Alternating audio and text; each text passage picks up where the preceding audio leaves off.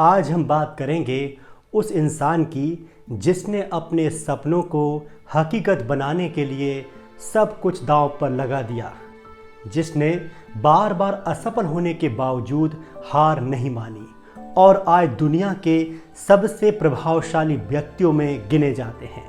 मैं बात कर रहा हूं इलॉन मस्क की। 28 जून 1971 को दक्षिण अफ्रीका के प्रिटोरिया में जन्मे इलॉन मस्क बचपन से ही एक अलग तरह की जिज्ञासा रखते थे। मात्र 12 साल की उम्र में उन्होंने ब्लास्टर नाम का एक कंप्यूटर गेम कोड करके बेच दिया। लेकिन उनका बचपन आसान नहीं था। स्कूल में उन्हें बुली किया जाता था और वे अक्सर अकेले रहते थे। इन्हीं संघर्षों ने उन्हें और मजबूत बनाया। उन्होंने आगे चलकर कनाडा और फिर अमेरिका का रुख किया। अमेरिका आने के पीछे उनका सपना था टेक्नोलॉजी और अंतरिक्ष के क्षेत्र में एक बड़ा बदलाव लाना। किसी को पता नहीं था कि इलॉन मस्क ऐसा सच में करने वाले थे। 1995 में इलॉन ने अपनी पहली कंपनी जेप2 बनाई। यह कंपनी अखबारों को ऑनलाइन लाने का काम करती थी। शुरुआत में कोई भी निवेशक इन्वेस्टर तैयार नहीं था। बहुत संघर्ष के बाद आखिरकार यह कंपनी लगभग $300 मिलियन में बिक गई और इलॉन को करोड़ों डॉलर मिले। इसके बाद उन्होंने X.com नाम से ऑनलाइन बैंकिंग कंपनी शुरू की, जो आगे चलकर पेपल बनी। लेकिन संघर्ष जैसे इलॉन मस्क के साथ जुड़ा ही था। यहाँ भी उनका संघर्ष खत्म नहीं हुआ।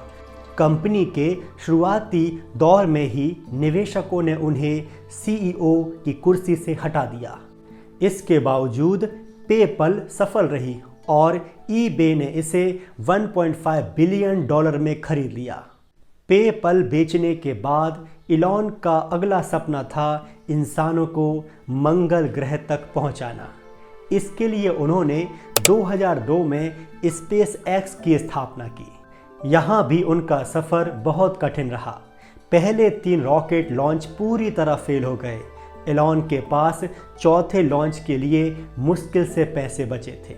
यदि चौथा लॉन्च भी असफल होता तो कंपनी बंद हो जाती। लेकिन किस्मत और मेहनत दोनों ने साथ दिया और चौथा लॉन्च सफल हुआ।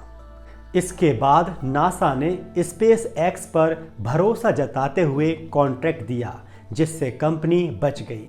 इलॉन मस्क के सपनों की उड़ान यहीं खत्म नहीं हुई। स्पेसएक्स के साथ साथ इलॉन ने टेस्ला मोटर्स में निवेश किया।